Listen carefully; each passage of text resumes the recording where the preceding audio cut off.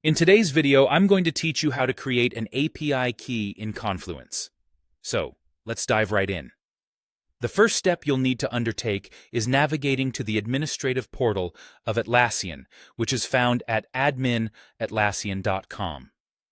Once you've arrived there, you'll encounter the login screen if you're not already signed in. Make sure you input your credentials and log in to access the admin features. Upon successfully logging in, direct your attention to the top right corner of your screen. You'll notice your profile icon right there. Click on it, and this action will unveil a drop-down menu.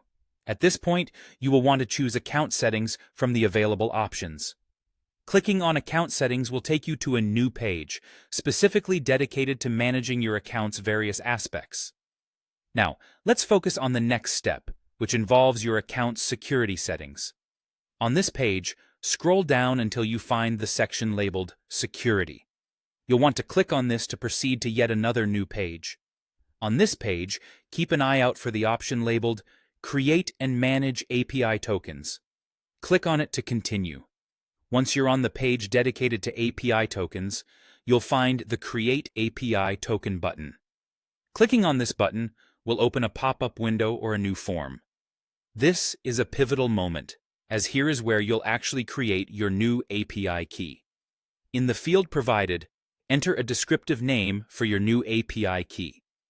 Choosing a meaningful name for your API key can help you easily identify it later, especially if you plan on having more than one key. After naming your API token, you're ready to move on to the last step. Simply click on the Create button. Clicking Create will finalize the process, and your new API key will be generated. You'll generally receive a confirmation in the same window or in your email, sometimes with further instructions or explanations about how to integrate this key into your applications. And there you have it. You've successfully created an API key in Confluence. Remember, safeguarding your API keys is crucial, as they provide critical access to your data. It's always a good practice to check what permissions the API key entails and ensure it is only used for its designated purpose. Thank you for joining us in this guide today. We hope this walkthrough has been clear and helpful for you. Be sure to subscribe for more how-tos and tech tips. Until next time, take care.